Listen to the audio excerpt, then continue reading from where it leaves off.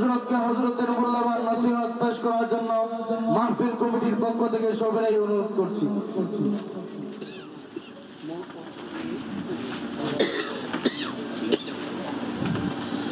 আসসালাম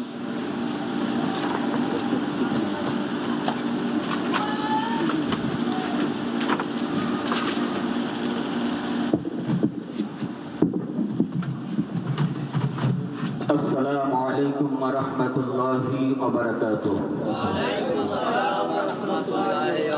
আপনারা সবাই ভালো আছেন? আলহামদুলিল্লাহ আলহামদুলিল্লাহ সুম্মা আলহামদুলিল্লাহ। ইন্নাল হামদালিল্লাহ والصلاة والسلام على من لا نبي بعده أما بعد فأعوذ بالله من الشيطان الرجيم بسم الله الرحمن الرحيم لقد من الله على المؤمنين إذ بعث فيهم رسولا منهم وقال رسول الله صلى الله عليه وسلم إنما بعثت رحمة أو كما قال النبي عليه الصلاة والسلام اللهم صل على محمد وعلى آل محمد كما صليت على إبراهيم وعلى آل إبراهيم إنك حميد مجيد اللهم بارك على محمد وعلى آل محمد كما باركت على إبراهيم وعلى آل إبراهيم إنك حميد مجيد والليل بزلف محمد كترنم والليل بزلف محمد كترنم والشمس برخسار أحمد كترنم والفجر में सुबह रिसालत की बशारत والعصر में दूर नबूवत की बशारत हर फूल में रूय मदीना का तबस्सुम शाखों की लचक में बेक़दा का तकल्लुम यासीन से मौला में कभी उनको पुकारा यासीन से मौला ने कभी उनको पुकारा हमीम कभी और कभी तासीन इशारा ये रमज़ है कुछ आशिक़ माशूक़ के माबैन समझाए जिनके खल्क़ में अक्सर वर कौनैन मोहब्बतेर साथे अल्प समय जिकिर करी राजी आছি সবাই ইনশাআল্লাহ একটু আওয়াজ দেওয়া যাবে লা ইলাহা ইল্লাল্লাহ সবাই লা ইলাহা ইল্লাল্লাহ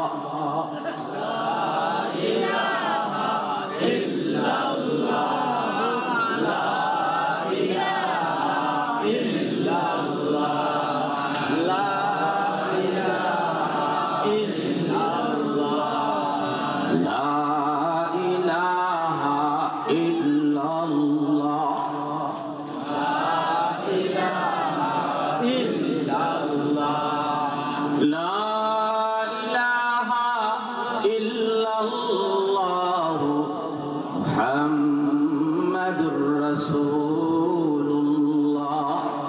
জোরে সুরে বলি সাল্লাল্লাহু আলাইহি ওয়াসাল্লাম।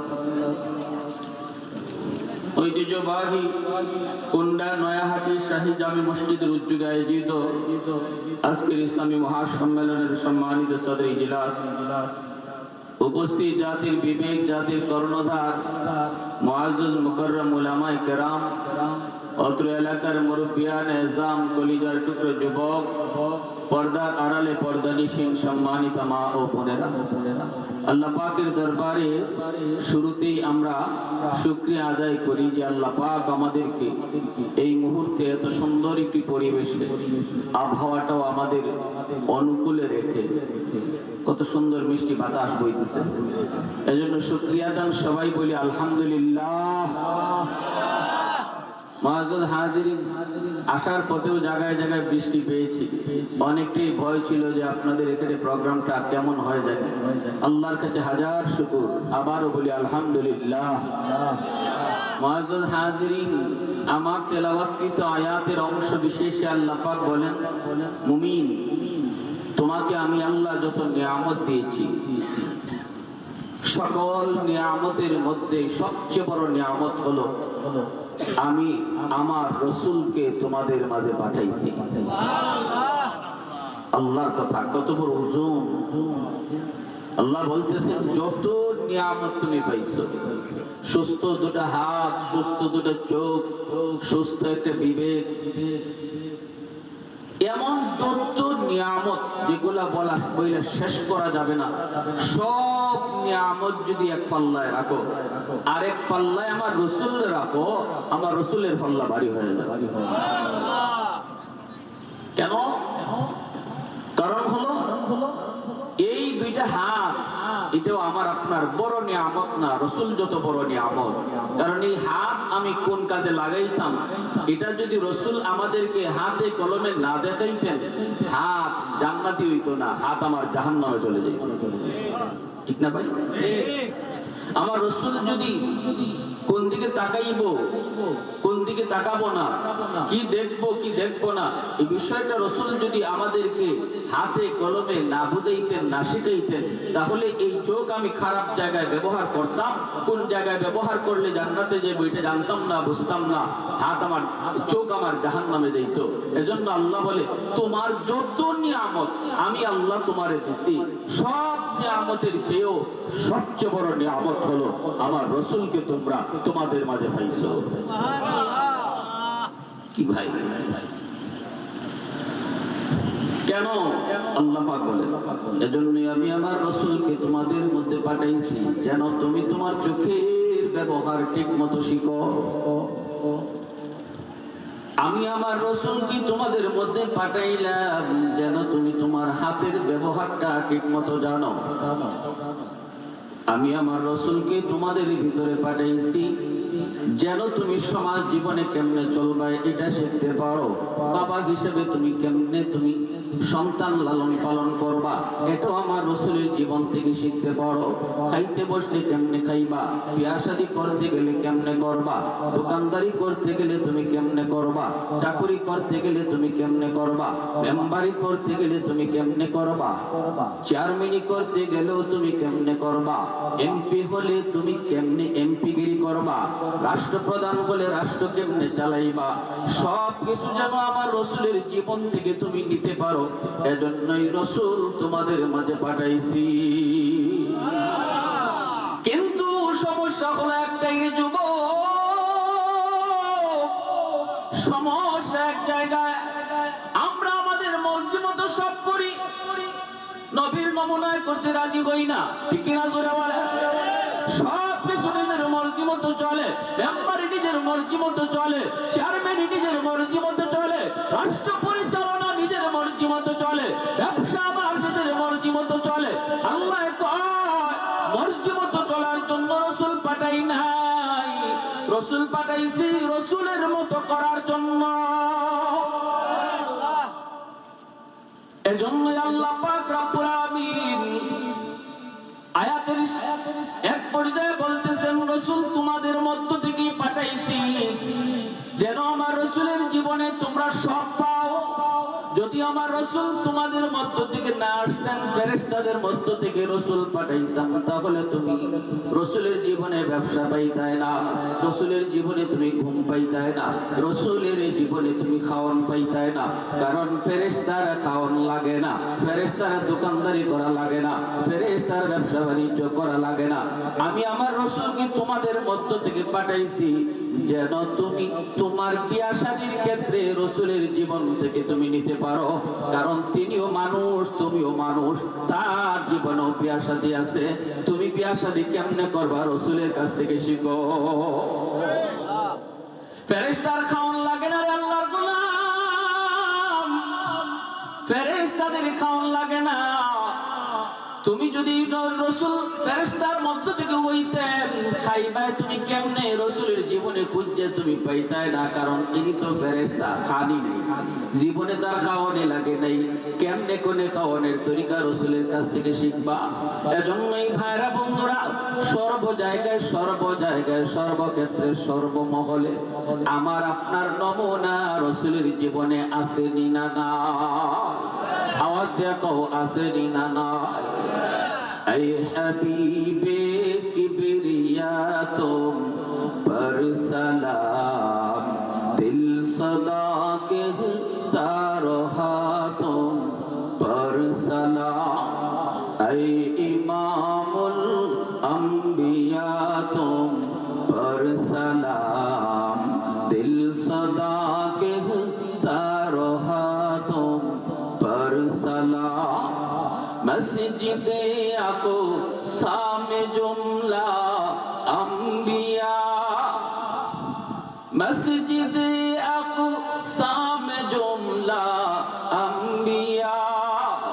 मुक़्तदी थे और भी है तुम मुक़्तदा, मुक़्तदी थे और भी है तुम मुक़्तदा।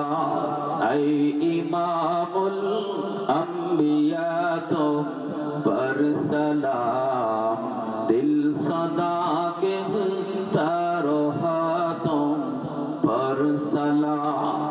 आवाज पे कम अल्लाहु আকবার। মদিনার রাষ্ট্রনায়ক আমার আপনার নবী ভিন্ন ধর্মের মানুষগুলো মদিনায় বসবাস করত, ইহুদিরাও বসবাস করত, খ্রিস্টানেরও বসবাস করত। আল্লাহ নবী সকল ধর্মের মানুষকে যার যার ধর্ম পালনের স্বাধীনতা দিয়েছেন। হিন্দুরা তাদের মন্দিরে যাবে, খ্রিস্টান তার গির্জায় যাবে, ইহুদিরাও তাদের গির্জায় যাবে। মুসলমানের পক্ষ থেকে বাধা দেওয়া হয় নাই। এমনকি আল্লাহ নবী পাহারাও বসাইছেন। নবীজি তার মদিনা রাষ্ট্রনায়ক, মদিনা রাষ্ট্র পরিচালনার ক্ষেত্রে সংখ্যালঘুদেরকে সম্পূর্ণ নিরাপত্তা দিয়েছেন আল্লাহর নবী। নবী তোমার আমার জন্য আদর্শ রেখে গেছেন। এই দেশেও যদি ইসলামী হুকুমত কায়েম হয়, যারা বলে হিন্দুরা থাকতে পারবে না, মিথ্যা কথা।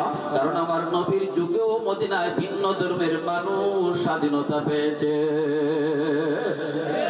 এমনকি তারা নবীর যুগে সবচেয়ে বেশি নিরাপদ ছিল। পৃথিবীতে যদি কোন দেশের সংখ্যালঘুদেরকে নিরাপদ ইতিহাস তুমি খুঁজতে থাকো, পৃথিবীর কোন দেশে যদি সংখ্যালঘুদের নিরাপদ ব্যবস্থা, নিরাপদ বাসস্থানের তুমি ইতিহাস খুঁজো, সেই যুগটা পাবে আমার নবীর যুগ, সেই সময়টা পাবে আমার নবীর সময়, সেই শাসনটা পাবে নবীর শাসন, সেই যুগটা পাবে খোলাফায়ে রাশিদিনের যুগ। সকল ধর্মের মানুষকে তার ধর্মের স্বাধীনতা দেওয়া হয়েছে। আওয়াজ দিয়ে এখন ঠিক কিনা? অতএব মুসলমানদের এই বিষয়ে কোরআনের শাসন, কোরআনের আইন, আমার নবীর শাসন ব্যবস্থা চালু হওয়ার পিছনে যারা মন্দ কথা বলে, যারা উল্টা পাল্টা কথা বলে, এদের উদ্দেশ্য ভালো। আরো জোরে কোন উদ্দেশ্য ভালো? এমনকি ইহুদিরা তাদের বিচার ব্যবস্থার ক্ষেত্র নবীজির কাছেই তাদের বিচার নিয়ে আসতো। আল্লাহর নবী তার আদালতে যখন বিচার করতেন, তখন কে কোন ধর্মের এদিকেও নবীজি খেয়াল রাখতেন না। কারণ ইসলামের বিধান হলো বিচারের ক্ষেত্রে অমুসলিমও তার ন্যায় বিচার পাওয়ার পাওনা রাখে। একজন রাষ্ট্রপ্রধানের কাছে কে কোন ধর্মের এটাও বিষয় না, একজন বিচারকের কাছে কে কোন গোষ্ঠীর এটাও বিবেচ্য বিষয় না, কে কোন দলের এটাও বিবেচ্য বিষয় না। তার কাছে একটাই বিষয়, অপরাধীকে। অপরাধী যে হবে তার পরিচয় একটাই, সে অপরাধী। সে কোন দলের, সে কোন গোষ্ঠীর, সে কার ভাই, সে কার পুত, সে কার শালা, এটা ইসলামী আদালতে কখনো দেখা হয় না। ইসলামী আদালতে, ইসলামী শাসন ব্যবস্থায় অপরাধীর পরিচয় শুধু একটাই, সে অপরাধী। তার কোনো দল নাই, তার কোনো গোষ্ঠী নাই, তার কোনো আত্মীয় নাই। ঠিক না ভাই? ভাইরা বন্ধুরা, খলিফাতুল মুসলিমিন আমিরুল মুমিনিন হযরত ওমর নাম শুনেছি আমরা, যে ওমর বিচারের ক্ষেত্রে ইনসাফ, আমার নবীর অবিকল নমুনায় অর্ধ পৃথিবীর শাসন করেছেন। হযরত ওমর ফারুক রাদিয়াল্লাহু তাআলা আনহুর জামানায় মিশরের গভর্নর আমর ইবনুল আস রাদিয়াল্লাহু তাআলা আনহু, মিশর মাত্র মুসলমানের দখলে এসেছে। মিশরের জনগণ এখনো খ্রিস্টান, অধিকাংশ জনগণই খ্রিস্টান, কিন্তু দখলে এসেছে মুসলমানের। খ্রিস্টানদের সৈন্যবাহিনী মুসলমানদের হাতে পরাজিত হয়েছে। মদিনার শাসক খলিফাতুল মুসলিমিন ওমর আর মিশরের গভর্নর আমর ইবনুল আস রাদিয়াল্লাহু তাআলা আনহু, ওই অবস্থায় একটা অপ্রীতিকর ঘটনা মিশরে ঘটে গেল। তুলপাড় শুরু হয়ে গেছে, খ্রিস্টান পাড়ায় বিদ্রোহ। ঘটনা কি? ঘটনা হলো, খ্রিস্টানদের যে মূর্তি আছিল, যীশু খ্রিস্টের মূর্তি, মিশরে বহুত বড় একটা মূর্তি আছিল, ঈসা আলাইহিস সালামের মূর্তি। কারণ খ্রিস্টানরা ঈসা আলাইহিস সালামকে খোদা কয়, আল্লাহ কয়, নাউজুবিল্লাহ করে কয়। তারা তাদের দেবতার একটা মূর্তি বানায় রাখলো, যীশু খ্রিস্টের বহুত বড় মূর্তি। হঠাৎ করে একদিন খ্রিস্টানরা দেখতে পেল তারা তাদের মূর্তির নাক ভাঙা, মূর্তির নাক কে যেন ভেঙে ফেলেছে। এই জিনিসটা দেখার পর খ্রিস্টানদের ভিতরে হইচই পড়ে গেল। খ্রিস্টানরা গভর্নর আমর ইবনুল আস রাদিয়াল্লাহু তাআলা আনহুর কাছে বিচার নিয়ে হাজির হলো। ডাক দিয়ে বলতেছে, গভর্নর, তুমি তো এখন আমাদের অভিভাবক, আমাদের দেবতার নাক কেটায় ভাঙছে, তাড়াতাড়ি অপরাধীরে ধরো, অপরাধীর বিচার করো, নইলে কিন্তু আমরা আন্দোলন করব। আমর ইবনুল আস রাদিয়াল্লাহু তাআলা আনহু খলিফাতুল মুসলিমিন হযরত ওমর ফারুক রাদিয়াল্লাহু তাআলা আনহুকে তিনি বিষয়টা জানালেন। হযরত ওমর তিনিও গরম আদেশ করলেন, এটা চরম অন্যায় করেছি, মুসলমান যেই এই কামটা করুক এর তাড়াতাড়ি খুঁজে বের করো, কারণ ইসলাম কখনো মূর্তি ভাঙার সমর্থন করে। আওয়াজ দিয়ে ঠিক না? যারা মূর্তি ভাঙে, মূলত ভাঙে আরেক গোষ্ঠী, দোষ দেয় মুসলমানের উপর। ঠিক না? বাংলাদেশে এমন প্রমাণ আসেনি না নাই? বহু নজির আছে। কয়েক বছর আগে তো আপনাদের ব্রাহ্মণবাড়ি এরকম হয়েছিল, করে হেরা আর দোষ দেয় মুসলমানের। এজন্যই তো বিপ্লবের পর, জুলাই বিপ্লবের পর উলামায়ে কেরাম, মাদ্রাসার ছাত্ররা, মাদ্রাসার উস্তাদরা নিজ দায়িত্বে, আমি নিজেও মন্দির পাহারা দিছি, আমি নিজে আমার এলাকার মন্দির সারা রাত পাহারা দিছি। কারণ ভালো করে জানি গটাইব ওরা, দোষ দিব আমরা। ইসলাম কখনো মন্দির ভাঙ্গা, মূর্তি ভাঙ্গা এগুলা কখনো সমর্থন করে না। খলিফাতুল মুসলিমিন হযরত ওমর গরম আদেশ দিলেন, গভর্নরকে দ্রুত অপরাধীরে ধরো, দৃষ্টান্তমূলক শাস্তি দাও। আমর ইবনুল আস রাদিয়াল্লাহু তাআলা আনহু চিরুনি অভিযান চালাইলেন মিশরে,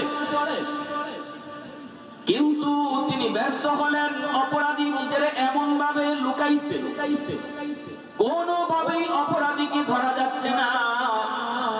একদিন দুই দিন পার হয়ে যায়, অপরাধী ধরা যায় না। আমর ইবনুল আস রাদিয়াল্লাহু তাআলা আনহু টেনশনে পড়ে গেলেন, অপরাধীকে ধরা তো যাচ্ছে না। এইদিকে হযরত ওমর বারবার তিনি খবর নিতেছেন অপরাধী ধরছনি, না না অপরাধী ধরতে পারেন নাই, অপরাধী ধরতে পারেন নাই। দেখেন ইসলামের সুমহান আদর্শটা কি।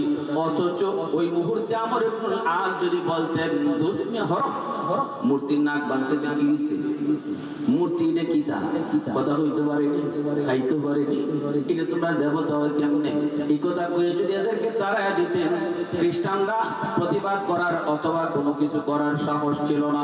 কারণ সৈন্য বাহিনী সব হলো মুসলমানের, কারণ মুসলমানের দখলে এসেছে মিশর। ঠিক না নি? পারবেন পৃথিবীতে দেখান তো আমার একটা নজির। মুসলমান যে দেশেই আছে সংখ্যালঘু, ভারতে মুসলমান সংখ্যালঘু, সংখ্যায় কম, মন চাইলেই মসজিদ ভাঙতেছে। ঠিক না নি?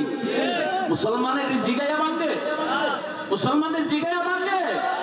আর কোন মসজিদ ভাঙার মামলা লইয়া মুসলমান ভারতে কোনদিন মামলা জিতছে এমন ইতিহাসও নাই, কোন দেশেই নাই। সব দেশে মুসলিম সংখ্যালঘুরা তারা নির্যাতিত, নিপীড়িত। মানবাধিকারের বড় বড় আওয়াজ ওরা উঠায়, কিন্তু মানবাধিকার লঙ্ঘন ওরাই বেশি করে। আর মানবাধিকার যদি কখনো নজির স্থাপন করে থাকে তাহলে ইসলাম ধর্মই করেছে। ঠিক না?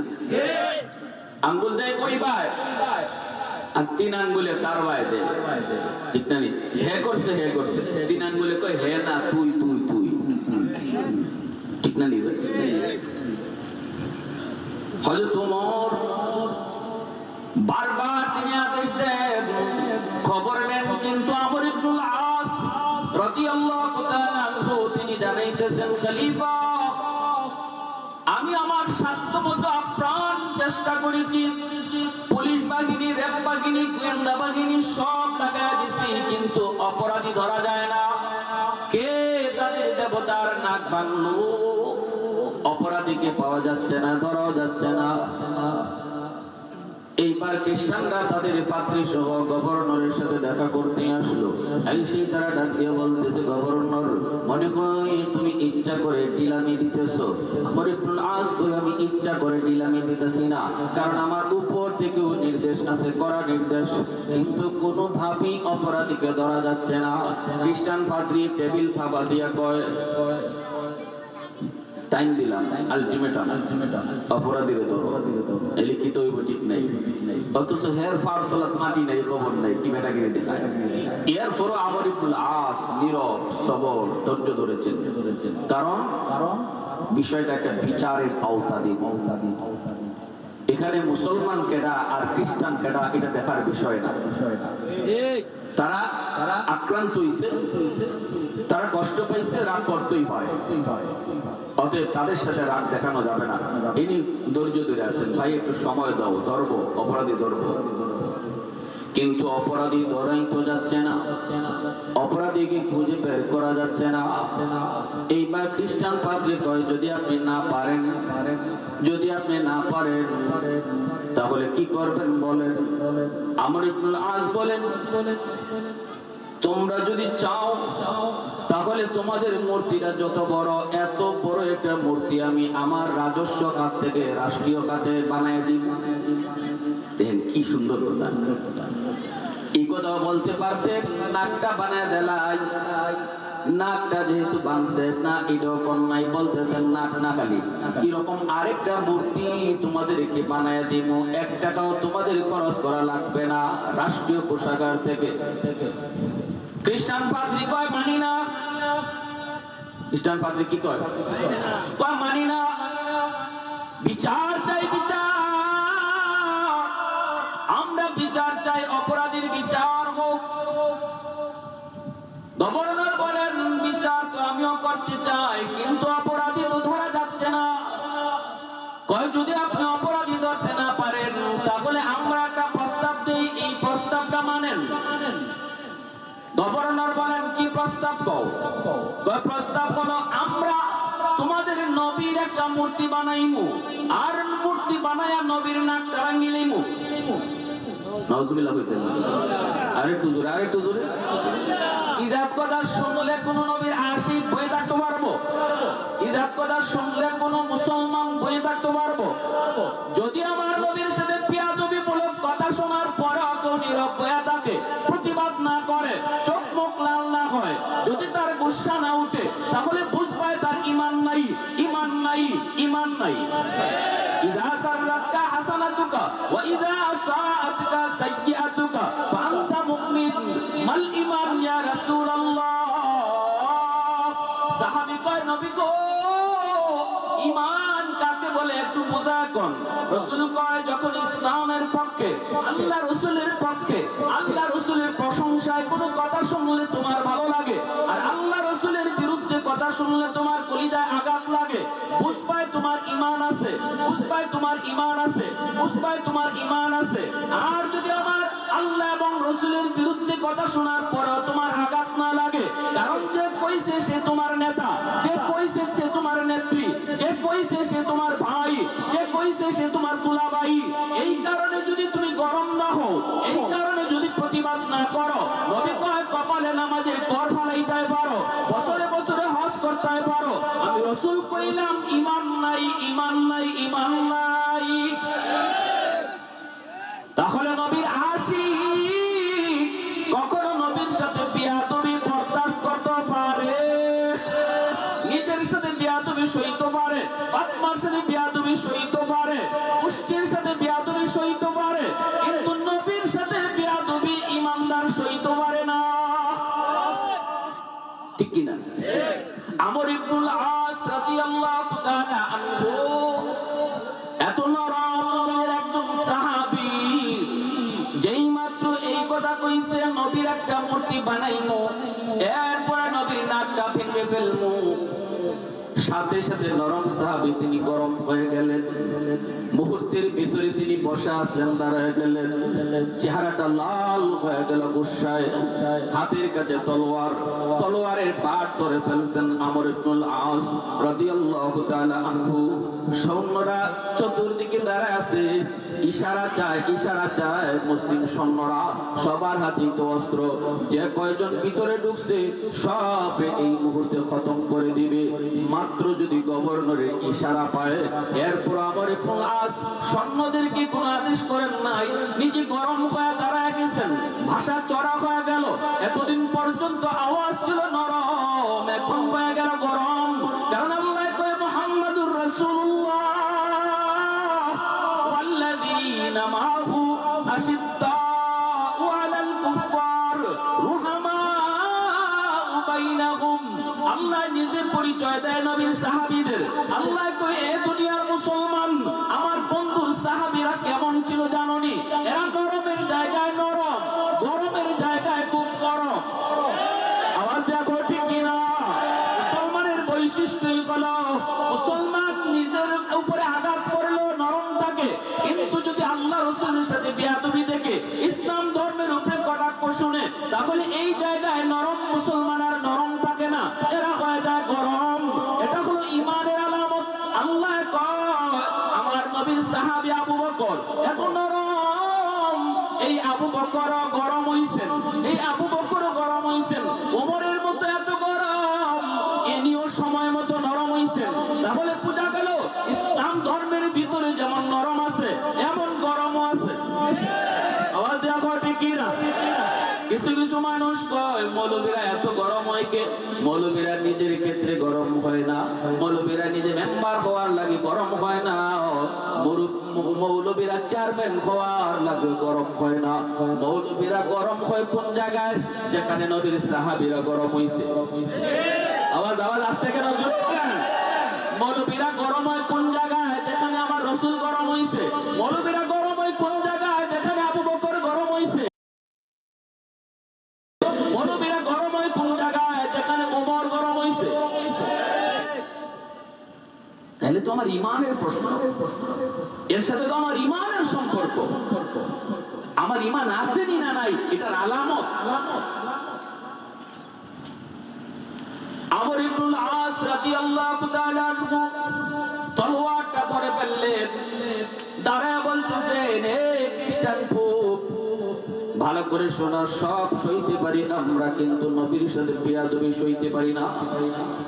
আমার নবীর সাথে বেয়াদবি কখনো সইতে পারি না। কইলিটা কি তুই? কইলিটা কি? কইলিটা কি? আমি তো মানতে পারতেছি না। শুনে রাখো, এই মুহূর্তে যদি আমি গভর্নর না হইতাম, আল্লাহু আকবার জোরে বলেন, আমার এখন আজ কি কইতেছেন শুনেন, এই মুহূর্তে যদি আমি গভর্নর না হইতাম, এই মুহূর্তে যদি আমার কাছে দায়িত্ব না থাকতো, এই মুহূর্তে যদি আমার জবাবদিহিতা না থাকতো, তাহলে আমি আমর ইবনুল আস তোমার কল্লা আলাদা কইরা ঠিকানা কবরে পাঠাইতাম।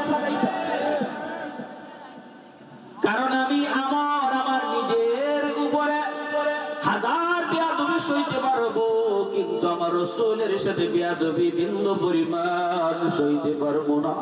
কারণ আমার যেই নবী গোটা জগতের জন্য রহমত হয়ে আইছে, তাইফের ময়দানে আমার রাসূলকে যখন মারে, তাইফের ময়দানে আমার রাসূলের রক্ত যখন জড়ায়, তখন মায়ার নবী কয়, আল্লাহ এরা বুঝে না, আল্লাহ তুমি এরা মাইরো না, যদি মারো কার কাছে দাওয়াত দিব?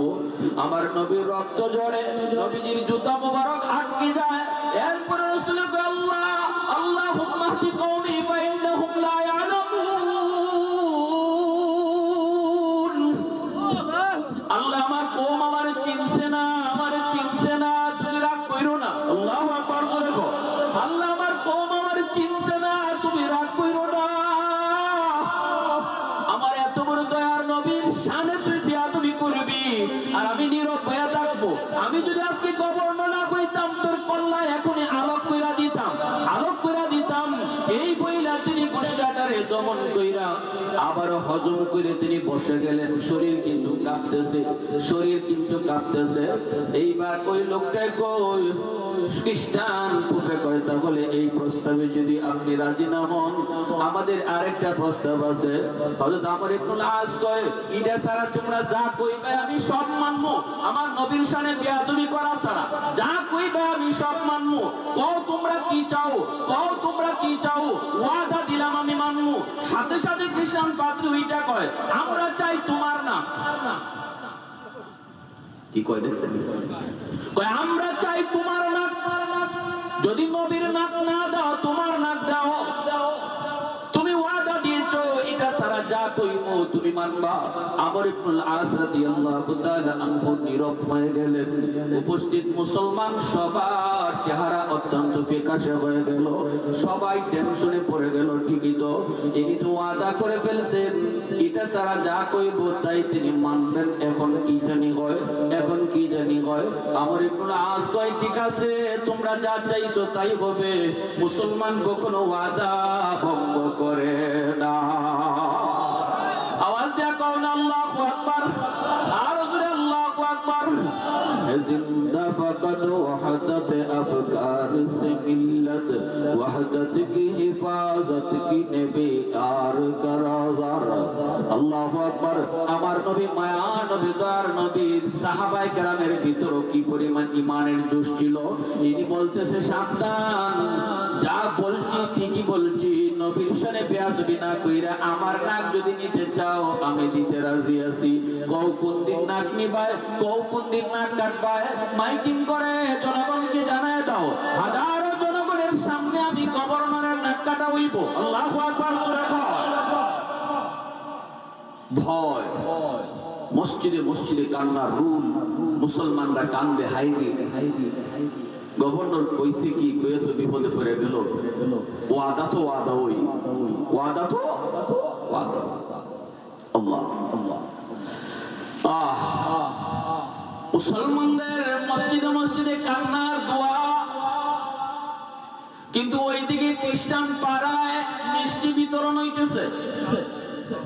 হেরা খুশি, হেরা আনন্দ। খ্রিস্টান পাড়ায় মিষ্টি বিতরণ হইতেছে। তারিখ ধার্য হয়ে গেল, সময় মতো হাজারো মানুষ, মুসলমান খ্রিস্টান ভিন্ন ধর্মের, মুসলিম ধর্মের সব হাজির হয়ে গেল।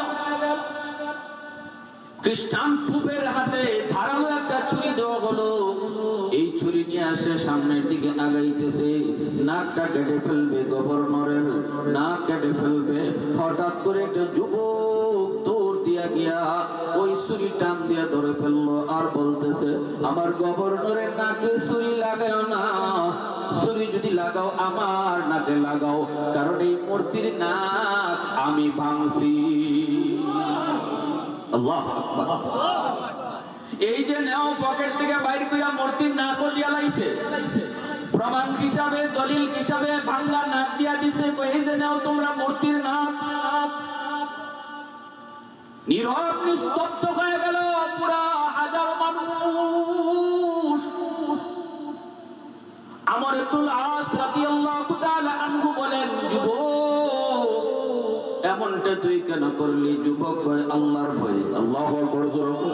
যুবক কয় আল্লাহর ভয়, আল্লাহর ভয়।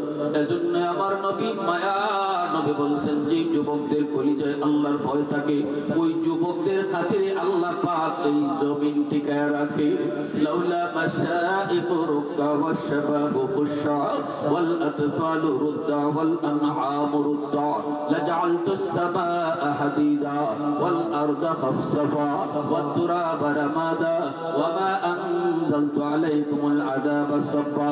আল্লাহ পাক রব্বুল আলামিন হাদিসে কুদসিতে কই জানোনি, প্রতিদিন জমিনের মধ্যে যেই পরিমাণ গুনাহ হয়, যেই পরিমাণ গুনাহ হয়, জমিন আমি আল্লাহরে ডাক দিয়ে কয় মালিক অনুমতি দিবাইনি, নাফরমান গুলাকে আমি গিলে ফেলবো।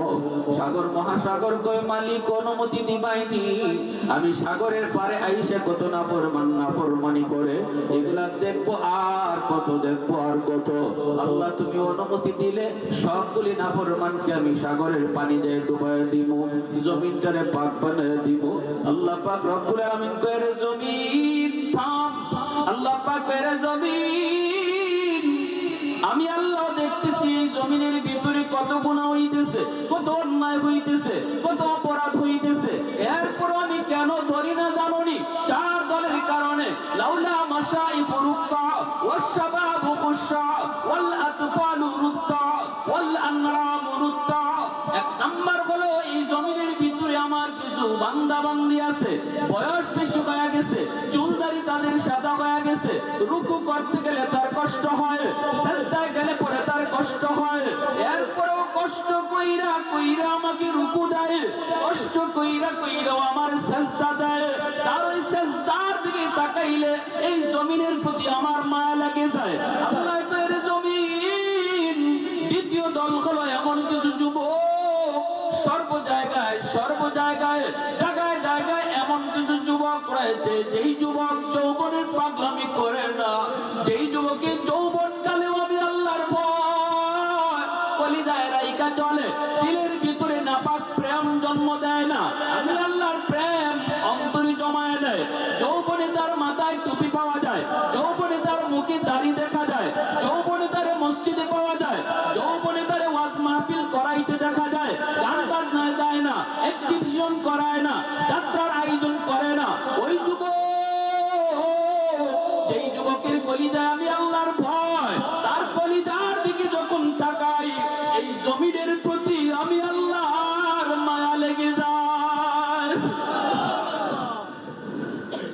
আলহামদুলিল্লাহ কদ্দার খায়রান ওয়া খাবালা, আলহামদুলিল্লাহ কদ্দার খায়রান ওয়া খাবালা, والشكر لمن صور حسنا وجمالا، فرد صمد عن صفة الخلق بريء، رب أزلي خلق الخلق كمالا، لا ضد ولا ند ولا حد لمولاه، الآن كما كان ولم يلق زوالا، الآن كما كان ولم يلق زوالا। প্রশংসা করব কার? একটু জোরে মালিকের নামটা লো, আর একটু জোরে কও না যুবক। প্রশংসা করব কার? আমার আপনার গুনাহ যেই পরিমাণ জমিনে হয়, এরপর আল্লাহ জমিন টিকায় রাখছে রে যুবক। তুমি নামাজি যুবকের কারণে, এ যুবক তুমি ওই যুবক যেই যুবক ওয়াজ মাহফিলের আয়োজন করাও, অথচ চাইলে তুমি যাত্রার আয়োজন করাইতে পারতে, তা না কইরা ওয়াজ মাহফিলের আয়োজন করাও। বাপ মাকে শ্রদ্ধা করো, সেবা করো, উলামায়ে কেরামকে তাজিম করো, যৌবন কালেও তুমি মসজিদে নামাজ পড়ো। আল্লাহ কই যুবক তোর উসিলায় আমি জমিন টিকায় রাখছি। ওয়াল আতফালু রুদ্দা, আল্লাহ পাক রব্বুল আলামিন কয় 3 নাম্বার হলো ঘরে ঘরে কিছু শিশু বাচ্চা আছে, ওই শিশু বাচ্চাগুলোর কোনো গুনাহ নাই। এ জমিন তোমরা যারা ধ্বংস করে দিতে চাও। ঘরে ঘরে কিছু শিশু বাচ্চা আছে, এদের কোনো গুনাহ নাই, এদের কোনো অপরাধ নাই। যদি আমি আল্লাহ জমিনে আযাব দেই, গজব দেই, ওই শিশু বাচ্চাগুলা তারা আযাব গজবে পইরা যায়, অথচ এরা নিষ্পাপ।